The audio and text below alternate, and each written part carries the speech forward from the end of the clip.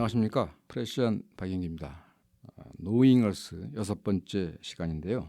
지난번 시간에서는 미국의 식민지 정책과 독립까지 말씀을 드렸습니다. 그리고 미국이 번영의 배경에는 거의 1,000만에 달하는 인디언들의 죽음, 그리고 수백만 흑인 노예들의 고통이 있었다라는 말씀을 드렸고요. 170년 만에 미국이 독립을 이뤘는데, 독립을 이루게 된 배경에는 그 당시 유럽 강국들의 어떤 경쟁 관계, 이런 것들이 작용을 해서 프랑스나 스페인, 네덜란드 등의 도움이 있어서 좀 가능했다라는 측면과 함께 세계 최초의 시민혁명, 공화제혁명이라는 평가를 듣는 측면에서 미국의 이 건국이 긍정적인 측면이 분명히 있으나, 그 가장 중요한 원동력은 대외 팽창을 원하는 미국의 금권 계급 또는 자산가 계급, 이 사람들의 어떤 이 주도권이 있었다, 그런 말씀을 드렸고요.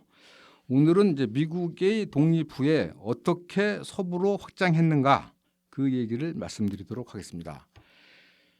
미국이 외국으로 팽창한 게 1898년 스페인 전쟁 때부터인데요.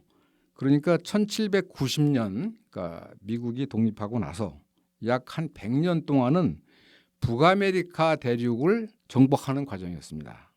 1812년 캐나다까지 먹으려던 계획은 실패했고요.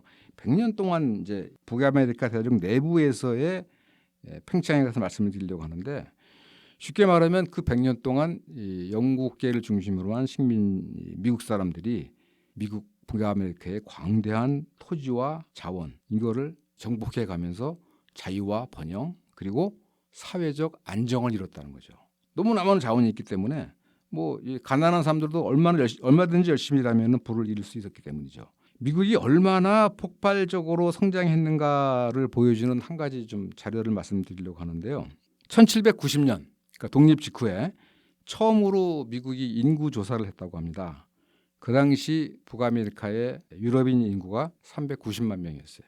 400만이 좀 안 됐죠. 근데 100년 후 1890년도에 얼마가 됐을까요? 6,300만 명이 됐습니다. 그러니까 100년 전에 비해서 16배로 늘은 거죠. 어마어마하게 늘어난 겁니다. 이미 1855년이 되면 미국 인구가 영국 인구를 추월합니다. 그러니까 말하자면 미국은 그야말로 기회와 번영의 땅이었던 거죠. 미국의 광대한 토지와 자원 때문에 인구가 폭발적으로 늘 것이다 라는 거는 이미 미국 건국의 아버지 중 하나인 그 벤자민 프랭클린이 1750년에 예측을 했습니다. 뭐라고 예측했냐면, 앞으로 아메리카 대륙의 인구는 25년마다 2배씩 성장할 것이다. 따라서 프랭클린이 25년마다 2배씩 성장하고 번영할 것이다 라고 그런 예측을 내면서 내놓은 제안이 뭐냐면, 영국에 있는 자산가 계급과 미국의 부르주아가 함께 협력해서 북아메리카를 함께 공동 경영하자, 그런 취지였어요. 그런데 이제 영국에서는 그걸 받아들이지 않은 거죠. 어쨌든 25년마다 2배라는 예측이 딱 맞은 겁니다. 100년 만에 16배가 됐으니까요. 프랑스하고 비교를 해봐도 미국 독립 당시에 프랑스 인구가 3천만 명, 미국 인구가 400만 명이었는데 1900년이 되면 프랑스 인구는 4천만 명, 미국 인구는 7,600만 명이 됩니다. 그러니까 프랑스는 100년 남짓 동안에 33% 늘어났는데 인구가, 미국은 19배 늘어난 겁니다. 엄청나죠. 지난 시간에 말씀드린 그 제임스타운, 첫 번째 영국인 정착민이 들어왔을 때부터 1607년부터 1757년, 그러니까 150년 동안 아메리카 대륙 내 유럽인들의 확장 속도는 매년 3.2km였대요. 매년 3.2km씩 개척지가 늘어났답니다. 그런데 19세기 전반 1800년부터 1850년이 되면은 그 속도가 매년 64km가 된다고 그래요. 20배. 어마어마하게 늘어난 겁니다. 독립한 이후에 미국이라는 나라가 엄청 커진 겁니다. 미국이라는 나라가 커진 이유는 딴 것보다도 땅이 그야말로 어마어마하게 많았으니까요. 예를 들면 이제 남북전쟁 기간 중인 1862년도에는 그 홈스테드 액트라고 그래가지고 서부에 가서 5년 동안 그냥 한 몇만 평 되는 땅을 차지하고 5년 동안 계속 거기를 경작을 하면 그냥 준다. 이런 법도 있었을 정도예요. 자, 미국이라는 나라가 건국 후에 19세기 초반에 굉장히 커지게 된 이제 이유 중에 하나는 그 서부라는 데로 이제 확장했기 때문인데, 그런 서부 확장의 주요한 역할을 한 대통령으로 그 앤드류 잭슨이라는 사람을 듭니다. 이 사람은 이제 1828년부터 1836년까지 대통령을 했는데 그 전까지 워싱턴, 애덤스, 제퍼슨, 매디슨, 먼로 이런 사람들은 전부 대농장주의, 그러니까 엄청난 부자들 출신이었어요. 그런데 이 잭슨은 최초의 평민 출신 대통령이고 특히 이제 1812년 영국과의 전쟁에서 뉴올리언스에서 이제 엄청난 전과를 올려가지고 이제 전쟁의 영웅입니다. 이분이 1828년도에 대통령이 되는데 이때는 이제 말하자면 이제 평민주의 시대를 열었다라고 했는데 그 전까지는 보통 그 대통령을 뽑는데 선거인단, 그러니까 돈 많은 사람들이 선거인단이 됐겠죠. 선거인단에 의해서 뽑혔는데 잭슨이 됐을 때는 그 사우스캐롤라이나 빼놓고 나머지 모든 주에서는 일반 국민 투표로 대통령이 됐다고 합니다. 그리고 이 사람이 또 한 역할 중에 중요한 건 뭐냐면 그 전까지는 전쟁을 통해서 인디안을 몰아내고 막 그랬는데 1830년대에는 이제 합법적으로 인디언들을 몰아내요. 그게 뭐냐면 이제 그 인디언 이주법이라는 겁니다. 1830년도에 인디안 이주법이라는 걸 만들어서 그 당시 그 테네시주 이쪽 알라바마주 이쪽에는 이제 상당히 개명한 인디언들이다. 그러니까 자체 헌법도 갖고 있고 영어를 쓰면서 뭐 이 신문도 내고 있고 거의 이제 말하자면 서구식 민주주의를 실천하던 인디언들이 있는데 이 사람들을 다 오클라호마라고 쫓아낸 거예요. 오클라호마가 원래 인디안 말로 뭐 붉은 사람들, 그러니까 홍인이라고 그러잖아요, 인디언들을. 오클라호마란 말 뜻 자체가 홍인이라는 뜻이랍니다. 1830년도에 인디안 이주법이라는 걸 만들어서 거기에서 오클라호마로 가라, 그냥 가라. 그 거리가 자그마치 1000km가 넘는답니다. 그 당시에 인디언들이 이제 거의 백인과 다름없을 정도로 문명 개화된 사람이라서 그 이주에 반대하는 인디언 16,000명이 16,000명 중에서 15,000명이 대법원에 요새로 치면 이제 이 헌법 소원을 제기한 거예요. 이거 위헌 아니냐? 우리도 이 아메리카 시민인데 대법원에서 위헌이다라고 판결을 했음에도 불구하고 뭔 소리요? 그냥 가라면 가. 이렇게 해서 이분들이 이제 결국은 1838년도에 1000km를 걸어서 이동했는데 16,000명 중에서 4,000명이 죽었답니다. 그래서 그 길을 이제 눈물의 길이라고 그래요. 잭슨 대통령 시대에 오면은 평민 시대고 백인들의 경제적 지위 향상을 위해서 노력한 것은 사실이지만 바로 그것 때문에 인디언들이 엄청난 고초를 겪었다. 이제 그런 얘기를 말씀을 드리는 거고요. 이렇게 해서 1820년쯤 되면 미국 인구가 1,000만 명쯤 됐어요. 그런데 1840년 되면 1,700만 명으로 거의 2배가 됩니다. 그런데 이제 중요한 것은 뭐냐면 1790년 400만이던 시절에 동부와 서부의 인구 비율이 16대 1이었어요. 그러니까 거의 대부분 한 90% 이상은 동부에 살고 한 7, 8% 정도가 서부에 살았는데 1840년이 되면 1700만 인구가 동부하고 서부가 1대 1이 됩니다. 그러니까 그 정도로 이제 서부로 막 늘어가기 시작했다는 거죠. 이걸 따져보면 1830년도에는 동부와 서부의 인구 비율이 3대 1이었대요. 그걸 보면은 1830년 잭슨 대통령이 됐을 때부터 그때부터 서부로의 이주가 굉장히 커졌다는 것을 알 수가 있죠. 토지는 이제 워낙 이제 그야말로 공짜니까 미국이 건국되자마자 이미 1785년도에 공유지 불화 조례라는 걸 만들어 가지고 1에이커당 1달러에 팔았다고 합니다. 약간 다른 얘기인데 제가 한 30년 전에 인디애나라는 데 갔었는데요. 거기 이제 시골에 가보면은 미국은 땅이 넓으니까 인디애나는 산도 없습니다. 그냥 평평합니다. 미국 말로 플랫하다고 그러는데 농촌에 가보면은 길이 1마일마다 나 있어요. 1마일로. 그러니까 농경지가 바둑판처럼 되어 있는데 그 간격이 1마일이에요. 왜 이렇게 됐냐면 좀 전에 말씀드린 그 공유지 불화 조례에 따라서 1평방마일씩을 판 거예요. 그러니까 1에이커당 1달러. 1평방마일이면 640에이커거든요. 그러니까 1에이커가 약 한 1200평 됩니다. 그러니까 1평방마일이면 이게 한 8만 평 가까이 되는데 그거를 이제 640달러에 판 거예요. 이게 얼마인지 잘 모르시겠죠. 요즘으로는 상당히 비싼 가격입니다. 어쨌든 그 계속 정부에서 아까 말한 그 홈스테이드처럼 한 군데에서 오래 살면은 뭐 그냥 주기도 하고, 그다음에 이제 이 정부에서 불화하는 토지 가격이 1796년 10년이 되면은 이제 에이커당, 그러니까 1200평당 2달러쯤 되는데, 이게 어느 정도냐면 그 당시 동부에서는 50달러였다고 합니다. 그러니까 굉장히 싸게 땅을 뭐 거의 뭐 거저주다시피 한 거죠. 그리고 잠깐 덧붙여 말씀을 드리면 1803년에 제퍼슨 대통령이 루이지애나 매입이라고 그래가지고, 그 당시 나폴레옹이 이 유럽에서 전쟁을 벌이다 보니까 전쟁 비용도 없고, 또 미국의 이 미국 중부에 있는 루이지애나라는 데인데 이거 다 관리가 안 돼. 그러니까 원래는 이제 이거를 그냥 파는 거예요. 1,500만 달러에 팔았는데 그 가격을 따져보면은 에이커당 3센트라고 합니다. 그러니까 미국 사람들한테 정부가 불화하는 가격이 1달러나 2달러인데 3센트에 이 루이지애나 땅을 타는데, 그때 사들인 땅이 그 당시 미국 영토랑 같아요. 그러니까 1803년도에 1,500만 달러를 들여가지고 영토가 졸지에 2배가 된 겁니다.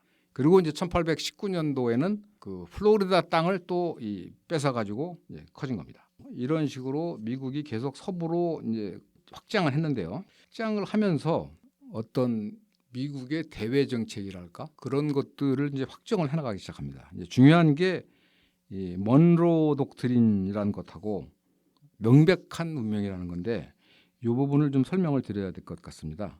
먼로 독트린이라는 것은 1823년 12월 달에 5대 대통령 제임스 먼로가 발표한 겁니다. 쉽게 말하면 유럽은 남아메리카에 손대지 마라. 미국도 유럽에 간섭하지 않을 테니까 그 대신 중남미에 손대지 말아라. 이 얘기입니다. 이 먼로 독트린이 왜 나왔냐면, 아까 말씀드린 것처럼 대략 1799년부터 1815년까지 유럽에서 나폴레옹 전쟁이 일어났잖아요. 엄청난 사건이었죠. 그 당시로서 뭐 세계대전이었죠. 그때 스페인이 프랑스한테 몰락합니다. 그런데 중남미에 있는 나라들은 거의가 스페인 식민지예요.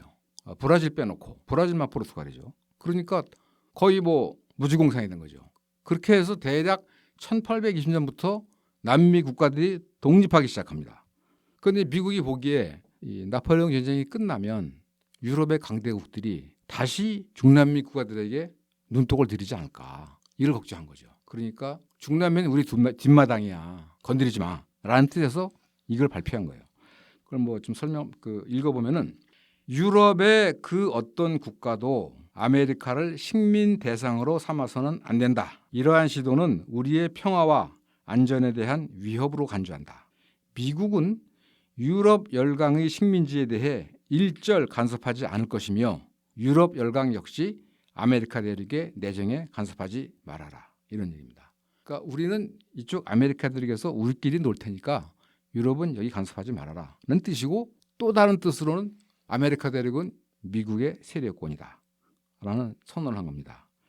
보통 이거를 고립주의다, 미국은 그냥 서반구 아메리카 대륙만 남아있겠다라는 뜻으로 해석하는 분도 있는데, 그게 아니라 나폴레옹 전쟁 이후에 유럽이 중남미를 다시 넘보지 말아라, 이제 그런 뜻입니다. 아메리카는 미국의 독점적 세력권이다라는 걸 천명한 것이죠.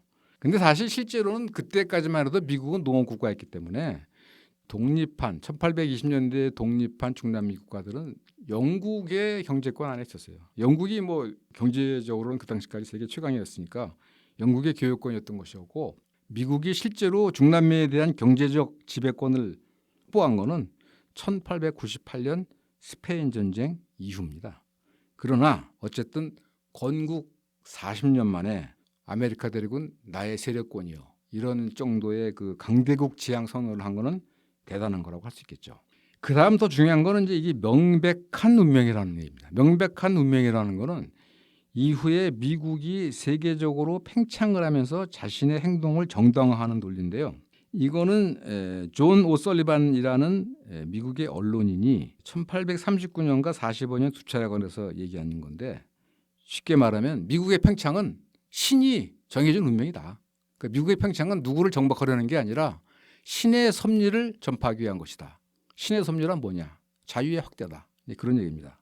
이 존 오설리반이 39년도에 뭐라고 그랬냐면, 우리 역사는 오로지 신의 섭리와 함께하며 어떠한 지상의 권력과 힘도 우리 역사와 함께할 수 없다.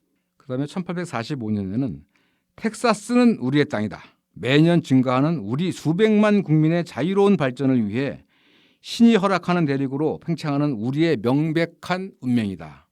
영어로 Manifest Destiny, 명백한 운명 또는 뭐 자명한 운명 그 얘기를 하는데, 이 명백한 운명이라는 어떤 이데올리가 나온 배경에는 텍사스 병합 그리고 멕시코 전쟁이라는 역사적 사건이 있습니다. 텍사스라는 땅은 이 원래가 멕시코 땅이에요. 그러니까 원래는 이제 스페인 땅이었죠. 1821년도에 멕시코가 독립했으니까 멕시코 땅이 된 거예요.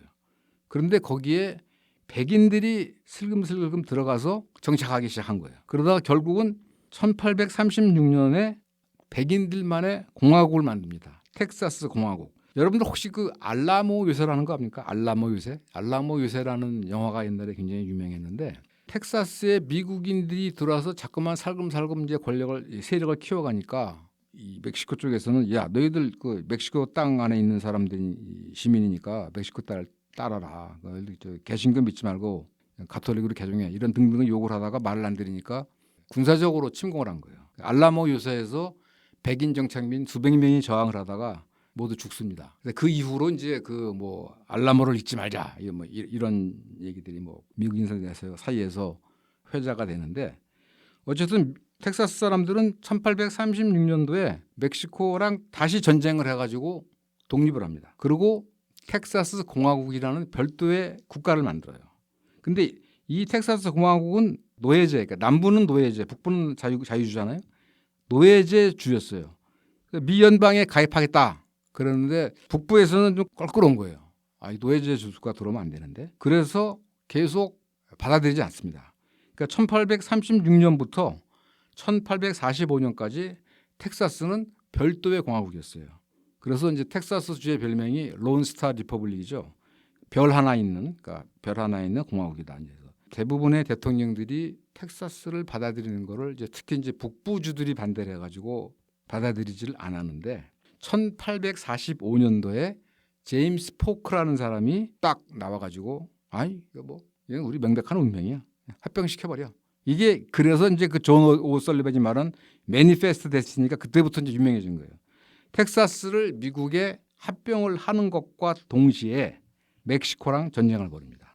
바로 벌이는 건 아니고 그 다음 해에 벌이는데요. 그러니까 제임스 포크 대통령이 나와서 텍사스를 미국 영토로 합병을 하고 1846년도에 그 당시에 멕시코하고 미국 사이에 어디가 국경이냐. 그 당시에 멕시코 영토는 저 서쪽에 세크라멘토, 뭐 샌프란시스코, 로스앤젤레스 넘어서 세크라멘토까지인가가 멕시코 영토였어요.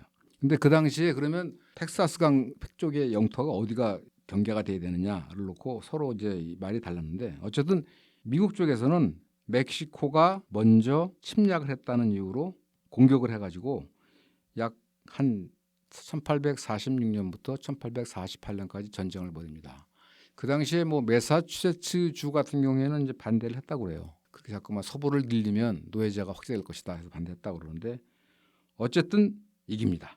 이겨가지고 그 서부 쪽에 광대한 땅을 미국 영토로 편입을 합니다. 이렇게 해서 대략 1848년도가 되면 미국은 1803년도에 루이지애나 매입, 그리고 1845년도에 텍사스 합병, 그리고 1848년도에 멕시코 전쟁을 통해서 미국 서부 캘리포니아, 네바다, 애리조나, 유타, 뉴멕시코 이런 데를 다 합병을 한 겁니다. 합병을 하면서 미국은 희한한 게 그냥 합병한 게 아니에요. 이건 전쟁으로 뺏은 게 아니고 산 거다 이래가지고 멕시코한테 1,500만 달러를 또 지불을 합니다. 그리고 이제 서북부 끝에 오레곤 주에도 영국이랑 어떤 영토 분쟁이 있었는데, 오레곤까지도 이제 이 영토 분쟁을 해결을 하면서 1848년이 되면 미국의 영토가 동쪽 뭐 보스턴에서부터 서쪽 샌프란시스코까지, 말하자면 북아메리카 전체를 미국의 영토로 확보하게 됩니다. 그러니까 말하자면 미국의 이 팽창이 아메리카 대륙을 꽉 덮은 거죠. 이때 나온 명백한 운명, 미국의 팽창은 정복이 아니라 자유의 확대라는 신의 사명을 완수하는 것이다 라는 어떤 하나의 이데올로기라는 게 확정이 됩니다. 또 하나 중요한 것은 이렇게 해서 멕시코 전쟁을 통해 미국이 북미 대륙 전체를 자신의 영토로 삼았고, 또 하나 이제 중요한 것은 1848년, 그러니까 멕시코 전쟁이 끝나던 해에 세크라멘토라고 캘리포니아의 주도죠. 미국 서북 쪽에 있는데 거기서 금이 발견됩니다. 사금이 발견되는데 이 금 때문에 전국에서 몰려드는 거예요. 그 금 찾으러. 혹시 그게 미식 축구팀인가요? 그 샌프란시스코 49ers라는 팀이 있는데 49ers라는 뜻은 뭐냐면 49년에 온 사람들. 그러니까 금을 찾아서 엄청나게 몰려듭니다. 그래서 그 당시에 미국에서는 한 주가 6만 명, 한 주의 인구가 6만 명을 넘으면 주로 승격을 시켰는데 캘리포니아는 그 금 때문에 49ers 때문에 1년 만에 10만 명을 넘겨가지고 주가 돼버린 거예요. 졸지. 그래서 이 캘리포니아도 자유주로서 우리도 미국 연방에 가입하겠다. 해서 1850년도에 주로 승격이 됩니다. 이렇게 해서 1850년도가 되면은 미국은 북아메리카 전체를 석권하게 되는 거죠. 그러니까 1776년도 독립선언, 1789년도 연방정부 구성 이후 약 한 60년 내지는 70년 만에 미국은 적어도 영토적으로는 북미 대륙 전체를 아우르는 거대한 국가로 크게 되는 것입니다. 오늘은 그 서부의 팽창이라는 것과 그다음에 미국이 팽창을 해가면서 자신의 대외 정책의 어떤 그 정당화 또는 합리화의 명제로서 먼로 선언이라는 것 1823년에 그다음에 1845년에 명백한 운명이라는 게 만들어졌다. 이런 말씀을 드렸습니다. 다음 시간에는 미국이 생긴 이래 가장 참혹한 전쟁이었고 가장 커다란 국가적 위기였다고 말하는 남북전쟁에 대해서 말씀드리도록 하겠습니다. 지금까지 들어주셔서 감사합니다.